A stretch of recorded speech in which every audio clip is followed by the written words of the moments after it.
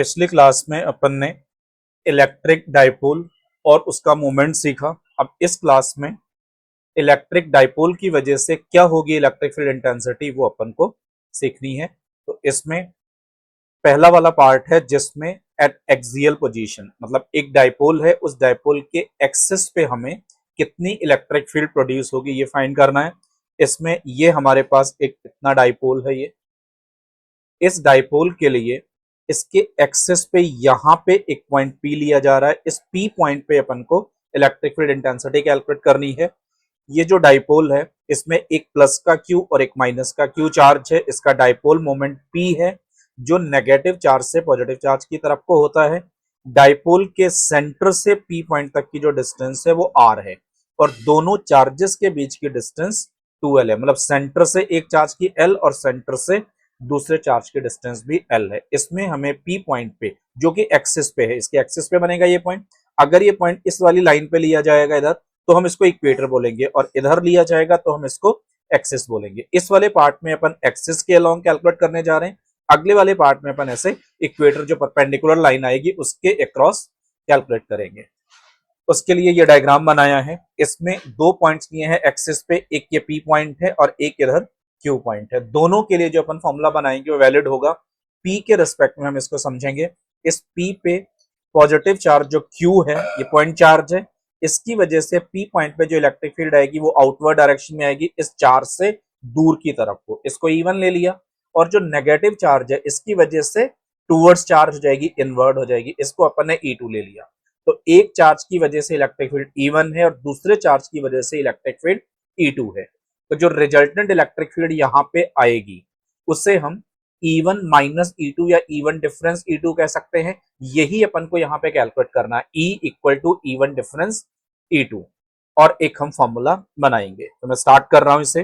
E is equal to E1 minus E2, ये is equal to E1 positive charge की वजह से है तो इसे हम के क्यू डिवाइडेड बाई, तो इसमें इस क्यू चार्ज से जो डिस्टेंस आएगी पी पॉइंट की वो ये आर प्लस एल आएगी, ये एल डिस्टेंस और इसके आगे की डिस्टेंस आर, तो divided by R plus L का होल स्क्वायर।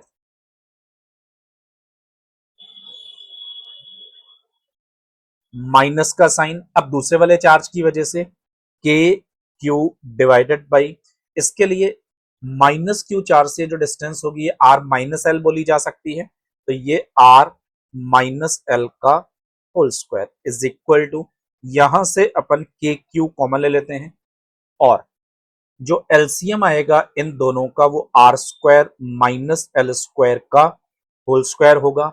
इधर आर माइनस एल का होल स्क्वायर आएगा, माइनस का साइन आर प्लस एल का होल स्क्वायर आएगा। या फिर इसे हम is equal to K Q, ऊपर इसको अगर ओपन कर देते हैं तो R square plus L square plus का सॉरी माइनस का 2RL होगा।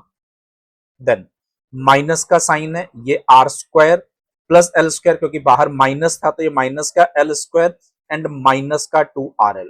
जब अपन इस ब्रैकेट को ओपन कर रहे हैं तो तीनों साइन ये पॉजिटिव होने चाहिए थे, लेकिन आउटसाइड में नेगेटिव था तो ब्रैकेट ओपन किया है तो पॉजिटिव के बजाय तीनों साइन नेगेटिव हो गए हैं। Divided by R square minus L square to the power 2। अब इसमें से प्लस का आर स्क्वायर और माइनस का आर स्क्वायर, प्लस का एल स्क्वायर और माइनस का एल स्क्वायर कैंसिल हो जाएंगे।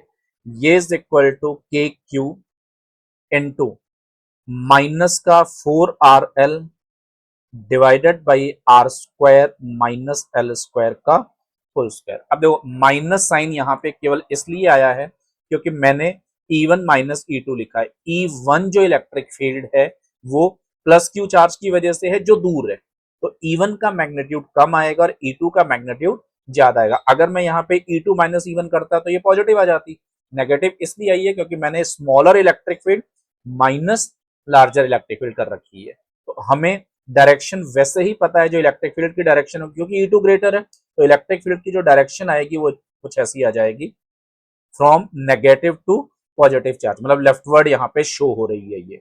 लेकिन मैग्नीट्यूड ही चाहिए तो हम इसको माइनस को प्लस कर सकते हैं, तो ये is equal to K Q एक 2 मैं स्टार्टिंग में ले आ रहा हूं, इसके अलावा इसको मैं 2RL एक साथ लिख रहा हूं and divided by R square minus L square का होल स्क्वायर। अब इसमें Q इंटू 2L, ये Q है इंटू 2L,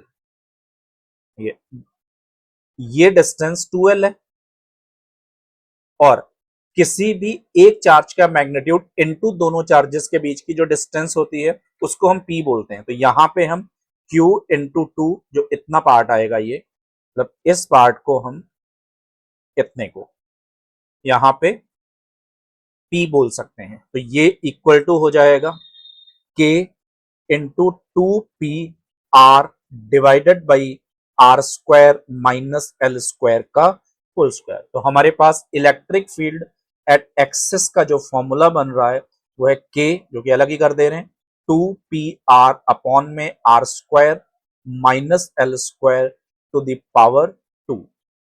ये है एक्सिस के किसी भी पॉइंट पे इलेक्ट्रिक फील्ड इंटेंसिटी का फॉर्मूला। अब मैं इसी में एक केस बना रहा हूं फॉर शॉर्ट डाइपोल, फॉर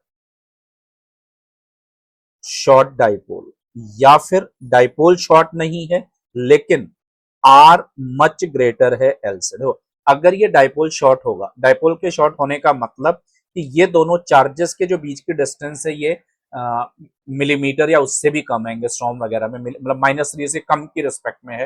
तो ये अगर कुछ सेंटीमीटर में भी डिस्टेंस ली जाएगी तो ऑलरेडी आर बहुत ग्रेटर हो जाएगा एल से। तो स्मॉल डाइपोल अगर होगा, शॉर्ट डाइपोल होगा, तो आर तो ग्रेटर ही, मच ग्रेटर होगा एल से।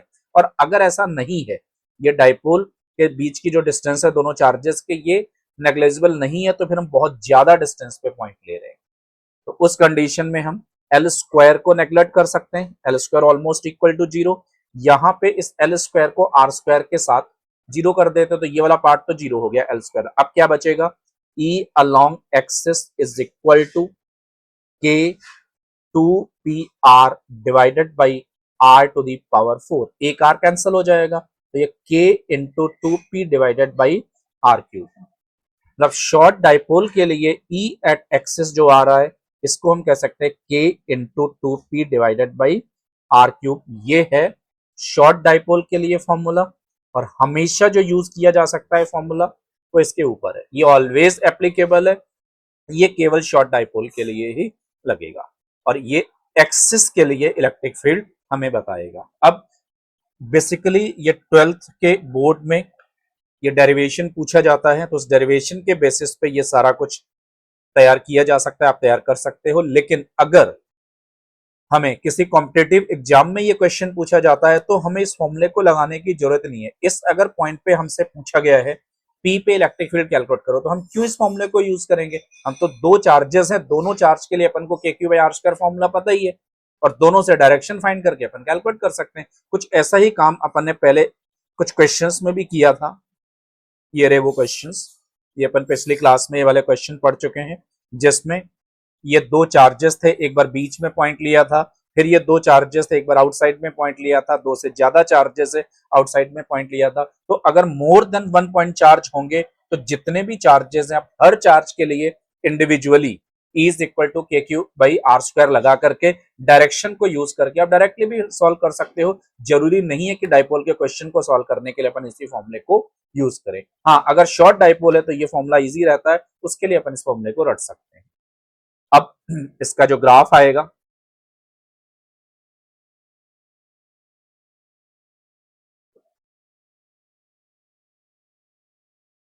कुछ ऐसा ग्राफ बनता है इलेक्ट्रिक फील्ड इंटेंसिटी और डिस्टेंस के साथ में।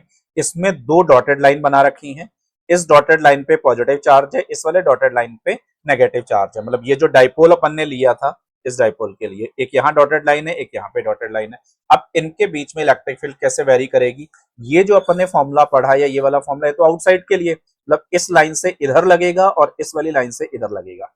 मिड के अंदर वाला जो पार्ट है इसको अपन अंदाजे से ही ड्रॉ करेंगे। पहले तो आउटसाइड वाले की बात करते हैं। यहां से देखो E और R के बीच में जो रिलेशन है इनवर्सली प्रोपोर्शनल है, E proportional to R square, और यहां से भी नीचे R टू दी पावर 4 है, एक R ऊपर है, तो E proportional to R cube ही आएगा यहां से। तो E proportional to R cube के लिए कुछ ऐसा शेप आएगा हाइपरबोला जैसा।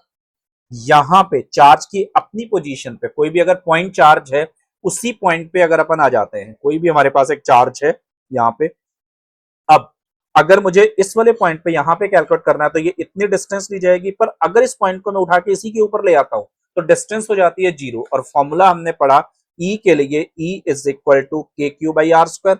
अगर R 0 हो जाता है, यहाँ पे R के 0 होते ही जो इलेक्ट्रिक फील्ड होगी वो इनफाइनाइट हो जाएगी। मतलब चार्ज के जो बिल्कुल पास का पॉइंट होगा नेग्लिजिबल डिस्टेंस का, या almost at point of charge, जो इलेक्ट्रिक फील्ड आएगी वो इनफाइनाइट होती है। तो ये इनफाइनाइट इस चार्ज पे भी इनफाइनाइट होगी, इस चार्ज पे भी इनफाइनाइट होगी। और जैसे जैसे यहां से हम इधर डिस्टेंस बढ़ाएंगे या दूसरे वाले नेगेटिव चार्ज से इधर डिस्टेंस बढ़ाएंगे, इलेक्ट्रिक फील्ड कम होती जाएगी और इनफाइनाइट डिस्टेंस पे जाकर के ये 0 हो जाएगी। ये तो हुआ आउटसाइड का।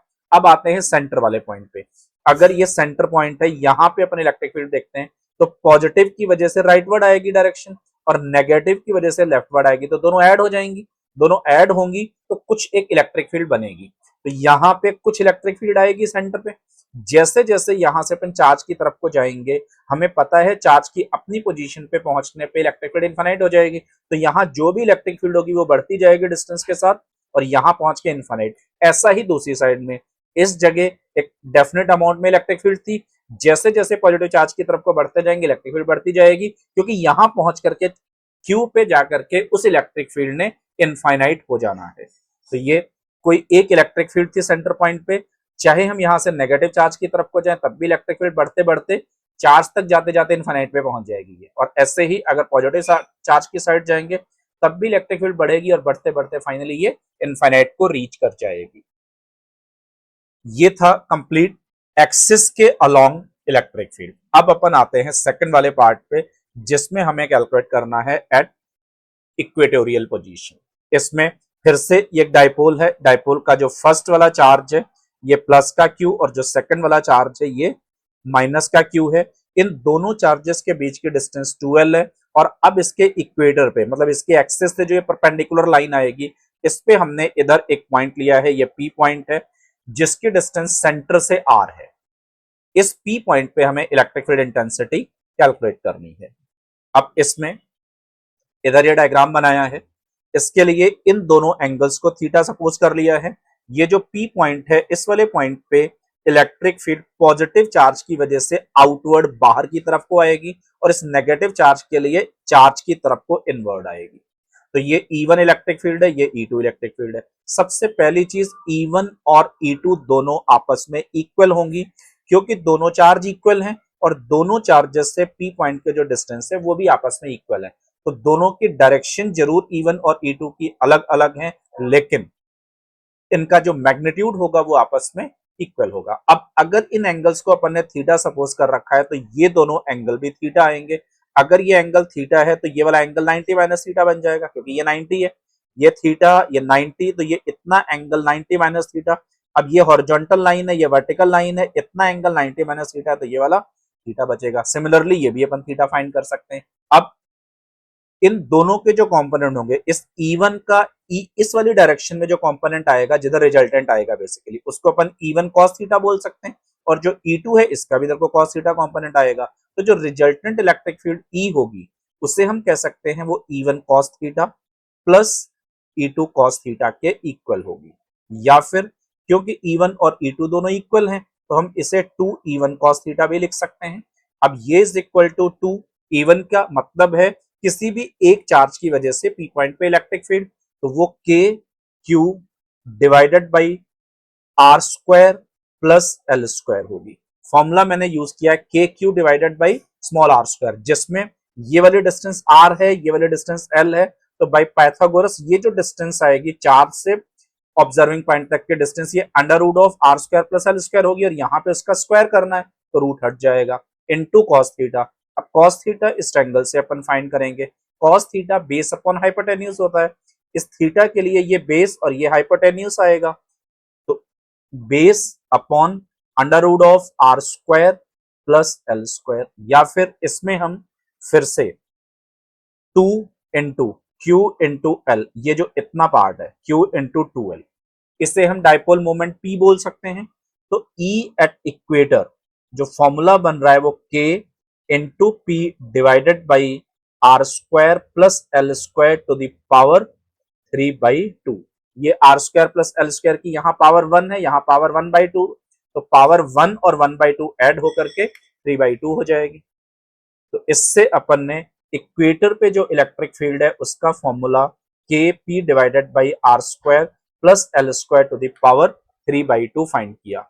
अब जैसा अपन ने पिछले वाले केस में किया था शॉर्ट डाइपोल, तो फॉर शॉर्ट डाइपोल, या फिर यूं कहिए कि जो आर है वो मच ग्रेटर है एल से, तो इस कंडीशन में अपन फिर से एल स्क्वायर को ऑलमोस्ट इक्वल टू 0 पुट कर सकते हैं। अब इसमें अगर अपन एल स्क्वायर को 0 पुट कर देते हैं तो क्या बचेगा, E at equator is equal to K P divided by R का स्क्वायर, ये तो 0 ही हो गया, ये आर का स्क्वायर है और पावर 3/2 है, तो इस 2 से ये 2 कैंसिल होकर के क्यूब बचेगा, तो डिवाइडेड बाई आर क्यूब, मतलब जो मैग्नीट्यूड आ रहा है इक्वेटर पे वो K P divided by R cube है। जो अपन ने एक्सिस पे सीखा था, एक्सिस पे हमारे पास आ रही थी ये वैल्यू, ये वाली सॉरी, के इंटू 2p, इसमें 2p/r³ आया था, जबकि अभी जो आ रहा है वो kp/r³ आ रहा है, मतलब ये electric field magnitude wise half है।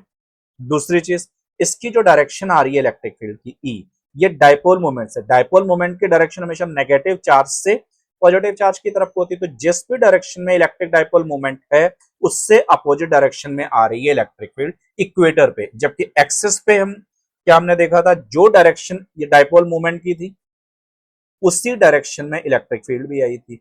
तो एक्सिस पे इलेक्ट्रिक फील्ड की जो डायरेक्शन होती है वो same direction of dipole moment, और इक्वेटर पे इलेक्ट्रिक फील्ड की जो डायरेक्शन है वो opposite direction of dipole moment है। और मैग्नीट्यूड वाइज देखें तो उतनी ही डिस्टेंस के लिए इक्वेटर की जो इलेक्ट्रिक फील्ड होगी वो एक्सिस की इलेक्ट्रिक फील्ड की आधी होती है। मतलब हम ये कह सकते हैं relation wise E at axis is equal to double of electric field at equator. लेकिन अगर हम इसको वेक्टर फॉर्म में रिप्रेजेंट करते हैं, मतलब इस पे मैंने वेक्टर लगा दिया तो इधर भी वेक्टर आ जाएगा क्योंकि इलेक्ट्रिक फील्ड एक वेक्टर क्वांटिटी है, पर इनकी डायरेक्शन एक दूसरे से अपोजिट थी तो साथ में माइनस का साइन आ जाएगा, मतलब डायरेक्शन दोनों की अपोजिट है और एक्सिस की इलेक्ट्रिक फील्ड सेम डिस्टेंस के लिए इक्वेटर की इलेक्ट्रिक फील्ड से डबल होती है। अब इसके ग्राफ पे आते हैं। इसका जो ग्राफ है वो कुछ ऐसा बनेगा, इसमें भी इलेक्ट्रिक फील्ड और पोजीशन के बीच में अपन ग्राफ बनाने जा रहे हैं। फॉर्मूला हमारे पास ये है kp/r³। अब अगर एक्स आपके सेंटर पे पॉइंट ले रहे हैं तो सेंटर पे एक फिक्स अमाउंट में होगी, वो kp/l आ जाएगा, बस r की जगह l ही तो करना है। अगर हम जो पॉइंट है यहाँ पे वो इस जगह ले रहे हैं यहाँ पे, तो 4 से डिस्टेंस कितनी होगी, r की वैल्यू तो 0 ही होगी, या यहाँ पे r की वैल्यू 0 पुट करके देख लो, तो ये kp/l³ आ जाएगी। तो यहाँ पे इसके सेंटर पे जो इलेक्ट्रिक फील्ड है वो kp/l³ आएगी। अब यहाँ से जैसे जैसे अपन इधर को डिस्टेंस बढ़ाते जाएंगे वैसे वैसे r की वैल्यू बढ़ती जाएगी, और r बढ़ने की वजह से इलेक्ट्रिक फील्ड जो होगी वो कम होती जाएगी यूं, और इनफाइनाइट डिस्टेंस पे जाकर के 0। अगर यही अपन दूसरी साइड में इधर को मूव करेंगे तब भी डिस्टेंस बढ़ने के साथ इलेक्ट्रिक फील्ड कम होती जाएगी और इनफाइनाइट डिस्टेंस पे जाकर के ये 0 हो जाएगी। तो ग्राफ जो आएगा वो कुछ ऐसा आएगा। अब इसमें अगर इक्वेटर के अलोंग जा रहे हैं तो इनसाइड और आउटसाइड ऑफ डायपोल जैसा कोई लफड़ा है ही नहीं, जबकि इधर जब अपन इसके एक्सिस पे मूव कर रहे थे तो सेंटर से स्टार्ट करके यहां तक तो इनसाइड रहना था, फिर आउटसाइड था, तो इनसाइड का अलग ग्राफ आता है। इसमें कितना इनसाइड पार्ट था, इस इनसाइड का अलग ग्राफ आ रहा है, और जो आउटसाइड वाले पार्ट थे उसमें अलग ग्राफ आ रहा है। लेकिन इक्वेटर पे एक जैसा ही ग्राफ आएगा क्योंकि इनसाइड और आउटसाइड जैसा कुछ नहीं होता इसमें। अब अपन चलते हैं इसके तीसरे पार्ट पे, एट एन एंगल थीटा। जो पहले के दो पार्ट थे वो अपन ने सीख लिए, जिसमें एक अपन ने अलोंग एक्सिस और दूसरे में अपन ने अलोंग इक्वेटर सीखा। अगर ये एक डाइपोल है तो एक बार इसके एक्सिस के अलोंग इस वाली लाइन पे अगर कोई पॉइंट लिया जाता है वो अपन सीख चुके हैं। दूसरा ये इक्वेटर इस पे। अब इस इक्वेटर लाइन और इस वाली लाइन के बीच के ये जो पॉइंट्स आएंगे, ये सारा पार्ट अगर इस वाले पार्ट में पॉइंट होगा तो इलेक्ट्रिक फील्ड अपन कैसे कैलकुलेट करेंगे। इसमें ये पी पॉइंट है और इस पी पॉइंट की जो डिस्टेंस है उसको अपन आर ले रहे हैं। इसमें कंडीशन है फॉर शॉर्ट डाइपोल, मतलब ये जो अपन यहाँ फॉर्मूला बनाने जा रहे हैं केवल और केवल शॉर्ट डाइपोल के लिए ही वैलिड होगा। अगर डाइपोल शॉर्ट नहीं है तो हमें इंडिविजुअली माइनस क्यू के लिए ये वाले डिस्टेंस को यूज करके, फिर ये क्वेश्चन में गिवन होगी कितने डिस्टेंस लेकर के माइनस क्यू की वजह से, और इस वाले डिस्टेंस को यूज करके प्लस क्यू की वजह से दो इलेक्ट्रिक फील्ड और उनकी डायरेक्शन बनाएंगे, फिर उनका वेक्टर सम कर दें। लेकिन इस टाइप के क्वेश्चन आने का चांस बहुत कम रहता है। अगर इक्वेटर या फिर एक्सिस के अलावा पॉइंट आएगा तो उस वाले केस में जो डाइपोल होगा ये शॉर्ट ही होता है। तो अब इसके लिए जो पी पॉइंट है इस पे अपन को इलेक्ट्रिक फील्ड कैलकुलेट करनी है। चलिए इसको स्टार्ट करते हैं। इसमें नेगेटिव चार्ज से पॉजिटिव चार्ज की तरफ को ये डाइपोल मूवमेंट होगा जो ग्रीन कलर से बना रखा है। डाइपोल मूवमेंट है पी, ये एंगल थीटा है। थीटा एंगल बेसिकली जो पी पॉइंट का ये पोजीशन वेक्टर आएगा इसमें और डाइपोल मूवमेंट के बीच का एंगल है थीटा। फिर से मैं रिपीट कर रहा हूं, थीटा है डाइपोल मूवमेंट और position vector of observing point के बीच का एंगल। अब इस डाइपोल मूवमेंट पी को अपन दो कंपोनेंट में डिवाइड कर रहे हैं। एक कंपोनेंट अपन ने पोजीशन वेक्टर के अलोंग लिया है और दूसरा कंपोनेंट पोजीशन वेक्टर से परपेंडिकुलर ले रहे हैं। थीटा एंगल ये होने की वजह से जो एक्सिस के अलोंग पोजीशन वेक्टर के अलोंग जो कंपोनेंट आएगा वो पी कॉस थीटा, और जो परपेंडिकुलर डायरेक्शन में आएगा वो होगा पी साइन थीटा। अब जो पी कॉस थीटा कंपोनेंट बना, इस वाले कंपोनेंट के लिए जो पी पॉइंट है वो एक्सिस का पॉइंट हो गया, उसी की एक्सिस पे ही तो जा रहा है। और जो दूसरा वाला ये कंपोनेंट आया इस वाले पी साइन थीटा के लिए ये परपेंडिकुलर होने की वजह से इक्वेटर पे हो गया। तो अभी अपन ने पिछले दोनों केसेस में इसकी इलेक्ट्रिक फील्ड देख चुके हैं। पी कॉस थीटा के लिए एक्सिस का पॉइंट है और एक्सिस वाली जो इलेक्ट्रिक फील्ड होती है वो same direction of dipole moment होती है। और इस पी साइन थीटा के लिए ये वाला पॉइंट इक्वेटर का पॉइंट होगा। इक्वेटर पे जो भी डायरेक्शन डाइपोल मोमेंट की थी उससे अपोजिट डायरेक्शन में इलेक्ट्रिक फील्ड आती है। तो पी कॉस थीटा के लिए इलेक्ट्रिक फील्ड ई एक्सियल और इस पी साइन थीटा के लिए इलेक्ट्रिक फील्ड ई इक्वेटोरियल अपन ने बना दी। इन दोनों का रिजल्टेंट कुछ ये आ रहा है, ये होगी रिजल्टेंट इलेक्ट्रिक फील्ड। और ये इस पोजीशन वेक्टर के साथ में जो एंगल बना रही है उसको अपन ने अल्फा ले लिया। अब अपन को दो चीजें फाइंड करनी है, एक तो ई कितना आएगा और कितना एंगल अल्फा होगा। उसके लिए ई एक्सियल और ई इक्वेटोरियल के बीच का जो टोटल एंगल है ये 90 डिग्री है, और अगर दो वेक्टर 90 डिग्री पे होते हैं तो जो रिजल्टेंट आता है ई, ये under root of E axis का स्क्वायर प्लस ई इक्वेटर का स्क्वायर होगा।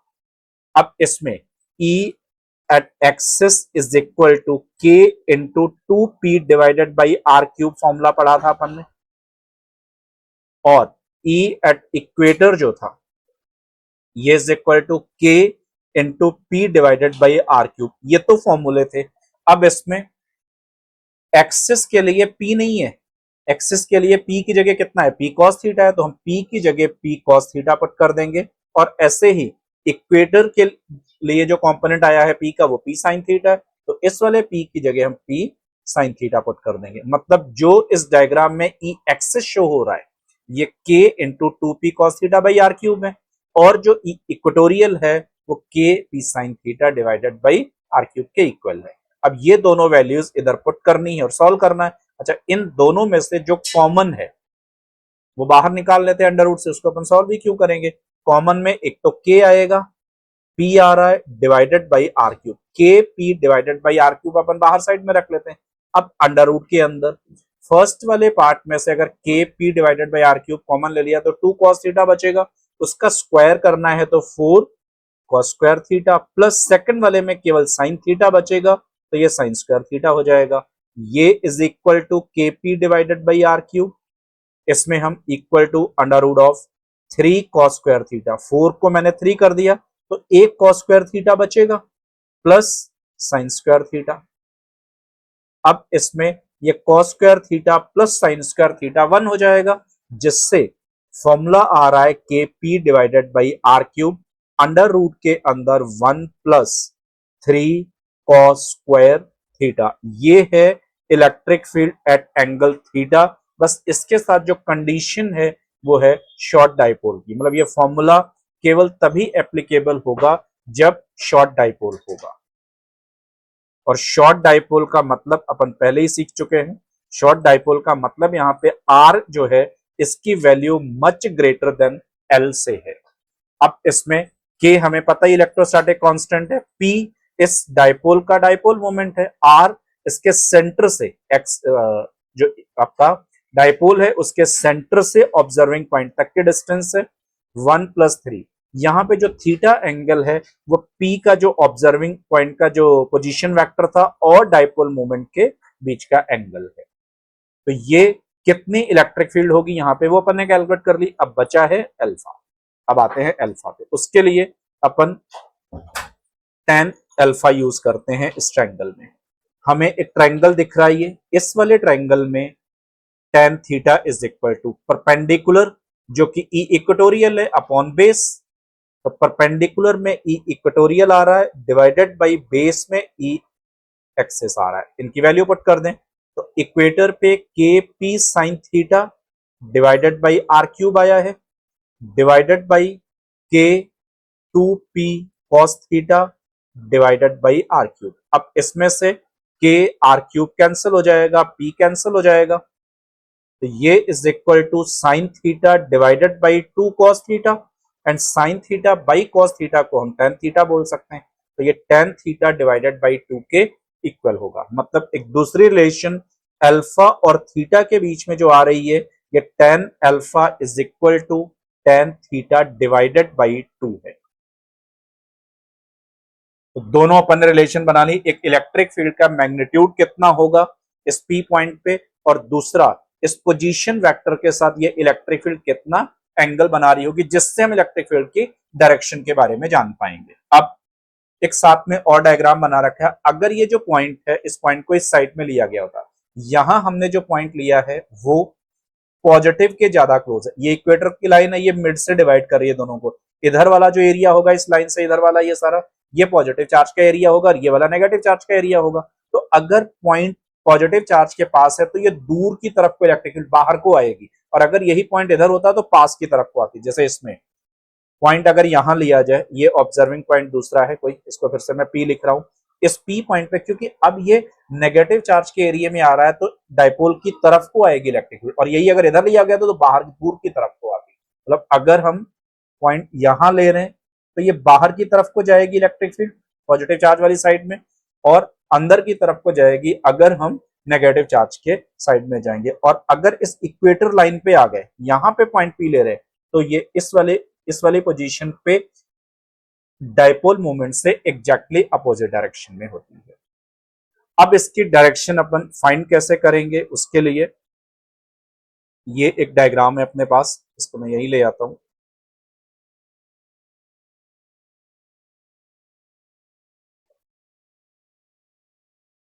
इसमें जो इलेक्ट्रिक फील्ड लाइंस होती है वो पॉजिटिव चार्ज से निकल करके यूं और नेगेटिव चार्ज पे आकर के एंड हो जाती है। मैं फिर से डायरेक्शन बना रहा हूं, पॉजिटिव से यूं जा करके नेगेटिव पे आके एंड। तो ये इलेक्ट्रिक फील्ड की यही तो डायरेक्शन आएगी। जब हम एक्सिस पे हैं तो जो डायरेक्शन डाइपोल मोमेंट की है यहाँ पे इन दोनों जगह, यहाँ पे भी ये एक्सिस का पॉइंट हुआ तो एक्सिस पे सेम डायरेक्शन में हो गया। इस इक्वेटर पे जब ये पहुंचेगी यूं तो इसकी डायरेक्शन इससे अपोजिट हो चुकी है। बाकी जगह कुछ ना कुछ थीटा एंगल आ रहा होगा।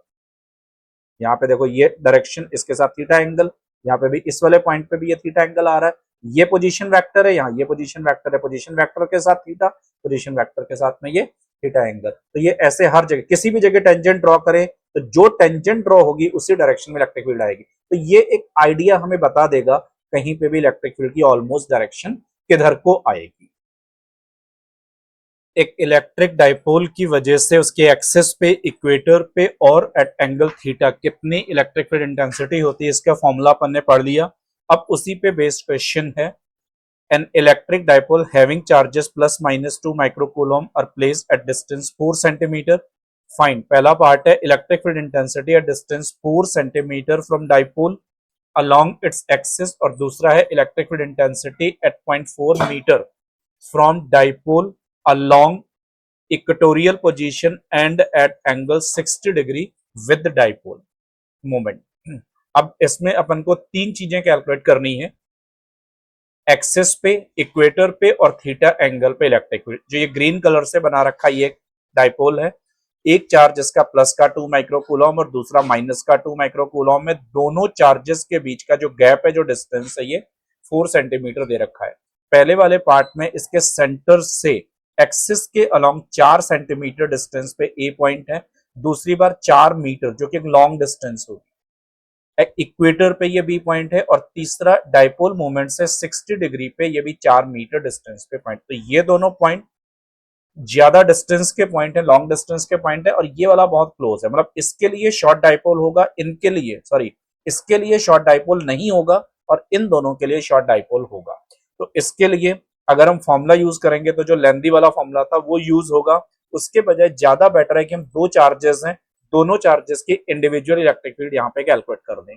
तो जो प्लस का 2 माइक्रो कूलॉम चार्ज है उसकी वजह से यहाँ पे जो इलेक्ट्रिक फील्ड आएगी वो आउटवर्ड आएगी, इसको मैं E1 ले लेता हूँ, और माइनस की वजह से इससे अपोजिट डायरेक्शन में आएगी, इसको मैं E2 ले लेता हूँ।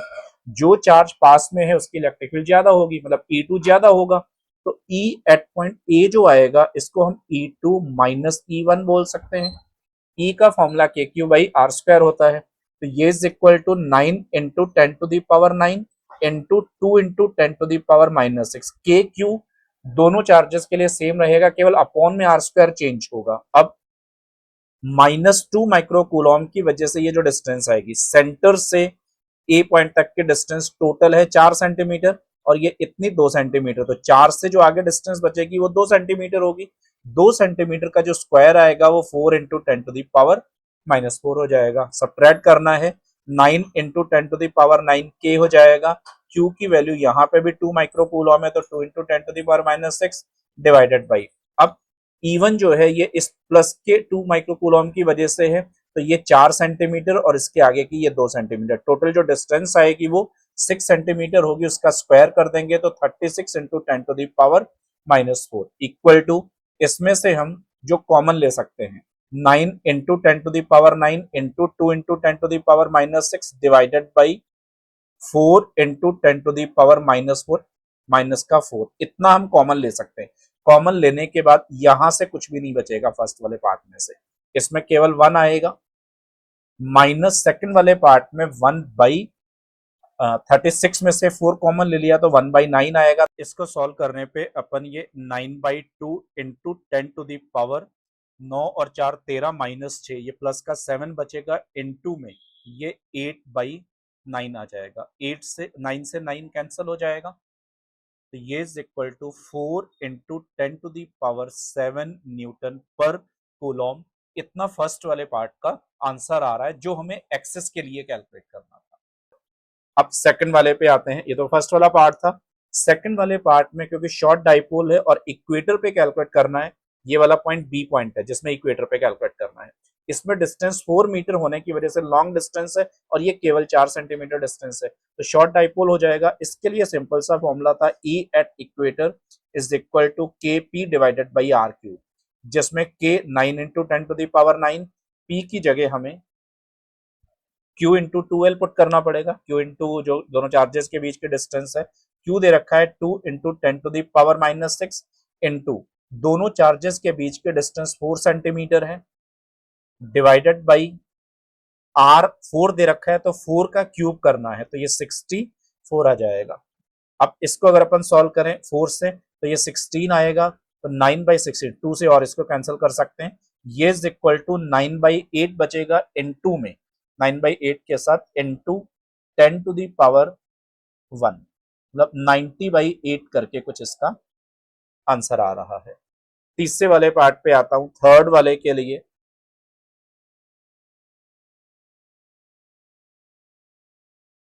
तीसरे वाले पॉइंट में at at angle theta calculate करना है, तो E at theta is equal to KP divided by R cube under root of 1 plus 3 cos square theta था, ये is equal to 9 into 10⁻9 into P की वैल्यू फिर से वही 2 इंटू 10⁻6, ये Q हो गया, इंटू दोनों चार्जेस के बीच के डिस्टेंस जो कि 4 सेंटीमीटर है, डिवाइडेड बाई R क्यूब, ये भी 64 आएगा, अंडर रूट के अंदर 1 प्लस cos स्क्वायर, इसमें 60 डिग्री एंगल दे रखा है, अब cos 60 की वैल्यू पुट कर देंगे, तो इसको अगर अपन सॉल्व करते हैं तो ये 16 और ये 8 फिर से यही सेम आ जाएगा, मतलब 9/8 इंटू 10⁻10 मतलब 10⁻1, तो ये 90/8 इधर बनेगा, इनटू में अंडर रूट के अंदर 1 प्लस 1/4, तो ये इज इक्वल टू, ये फिर 4 और 5 कर दिया जाए तो ये 45 डिवाइडेड बाई 4 आ रहा है, और अंडर रूट के अंदर 5/4 आएगा। 4 को बाहर लाया जा सकता है, तो ये 45√5 डिवाइडेड बाई 8, कुछ ऐसा आंसर आ रहा है, इतने न्यूटन पर कूलॉम। ये वाई एक्सिस, ये एक्स एक्सिस, एक यहाँ पे ये डाइपोल रखा हुआ है, इधर नेगेटिव और इधर पॉजिटिव चार्ज है, तो डाइपोल मोमेंट की direction along positive X axis आएगी। इस पे 20 मीटर डिस्टेंस पे एक पॉइंट दिया है P। ये पॉइंट P का जो पोजीशन वेक्टर है ये डाइपोल मोमेंट के साथ में एंगल 60 डिग्री बना रहा है। तो इस P पॉइंट पे जो इलेक्ट्रिक फील्ड आएगी, क्योंकि ये पॉजिटिव चार्ज के क्लोज है तो इलेक्ट्रिक फील्ड बाहर की तरफ को होगी, ये अगर नेगेटिव के क्लोज होता तो इनवर्ट डायरेक्शन में आती। अब ये इलेक्ट्रिक फील्ड एक्स एक्सिस के साथ में कितना एंगल बना रहा है ये हमें फाइंड करना है। अब इसमें ये इतना एंगल, क्योंकि ये लाइन एक ही सेम लाइन है और ये दोनों एंगल, ये दोनों पैरेलल लाइन से, तो ये दोनों एंगल सेम होंगे, तो ये 60 और 60 हो गया। तो टोटल एंगल जो एक्स एक्सिस के साथ में आएगा वो अल्फा प्लस 60 डिग्री होगा। ये अल्फा प्लस 60, हमें मेनली अल्फा कैलकुलेट करना है। अल्फा के लिए जो अपन ने फॉर्मूला पढ़ा था वो था tan alpha is equal to tan theta by 2, जिसमें थीटा 60 डिग्री दे रखा है, तो ये tan 60 degree divided by 2, tan 60 की वैल्यू √3 होती है, तो ये √3/2 हो जाएगा। मतलब अल्फा यहां से tan इनवर्स √3/2 आ रहा है। अब हमें जो एंगल कैलकुलेट करना था, इस वाले टोटल एंगल को अपन फाई ले रहे हैं। फाई एंगल है इलेक्ट्रिक फील्ड का पॉजिटिव एक्स एक्सिस के साथ में, तो ये इज इक्वल टू अल्फा, या पहले मैं 60 डिग्री लिखता हूं, तो ये 60 डिग्री प्लस अल्फा, जिसमें 60 डिग्री क्योंकि हमने जो tan इनवर्स में फाइंड किया है ये बाय डिफॉल्ट रेडियन में आएगा, तो हमें इसको भी रेडियन में कन्वर्ट करना पड़ेगा। तो 60 डिग्री को अपन π/3 लिख सकते हैं, प्लस tan इनवर्स √3/2, इतना एंगल बनाएगी electric field positive X axis के साथ में। नेक्स्ट क्वेश्चन है, an electric dipole having charge +2 microcoulomb are placed at distance 4 centimetre is placed at origin. Find angle made by displacement vector of observing point at which electric field intensity is perpendicular to dipole moment. तो इसमें ये origin point है, origin का मतलब इसके लिए जो x axis है वो तो ये वाला हो गया, जो वाई एक्सिस होगा वो मैं अपवर्ड डायरेक्शन में बना दे रहा हूँ, ये वाई एक्सिस है यहाँ पे। अब इसको हम ओरिजिन पॉइंट बोल सकते हैं। तो इस ओरिजिन पे एक डाइपोल रखा है जिसका इधर नेगेटिव और इस साइड में ये पॉजिटिव चार्ज है। अब नेगेटिव से पॉजिटिव की तरफ को इसका डाइपोल मोमेंट आएगा P। इससे कौन से वाले एंगल पे हम ऑब्जर्विंग पॉइंट इधर लें, ये ऑब्जर्विंग पॉइंट है P। इस P पॉइंट पे जो इलेक्ट्रिक फील्ड आनी चाहिए वो इलेक्ट्रिक फील्ड इस डाइपोल मोमेंट की डायरेक्शन से ये परपेंडिकुलर होनी चाहिए। तो ये एंगल 90 डिग्री होना चाहिए, ये वाला एंगल 90 डिग्री होना चाहिए। उसके लिए अगर ये एंगल 90 है तो ये 90 आएगा, ये थीटा है तो ये एंगल 90 माइनस थीटा हो जाएगा, ये फिर से 90 है तो ये ऊपर वाला जो एंगल है ये इतना एंगल थीटा बच जाएगा, क्योंकि इस टोटल इन चारों का जो सम है वो 180 डिग्री होता है। तो ये एंगल थीटा है और ये एंगल जो इधर है ये अल्फा होता है। अच्छा ये अल्फा है तो ये वाला एंगल भी तो अल्फा होगा, ये दोनों लाइन ये अल्टरनेट एंगल हो जाएंगे, मतलब अल्फा और 90 माइनस थीटा दोनों आपस में इक्वल एंगल है। अब tan अल्फा को जो फॉर्मूला है ये इज इक्वल टू tan θ/2 होता है। इसमें हमें थीटा कैलकुलेट करना है तो हम अल्फा रिप्लेस कर देते हैं, अल्फा को हम 90 माइनस थीटा पुट कर सकते हैं, तो यहां से tan 90 minus theta is equal to tan θ/2।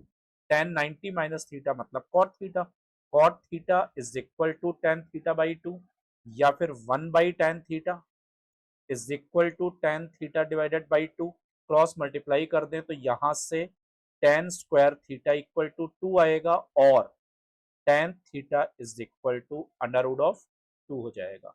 हमें थीटा एंगल कैलकुलेट करना था तो theta is equal to tan inverse √2, कुछ ऐसा आंसर आ रहा है।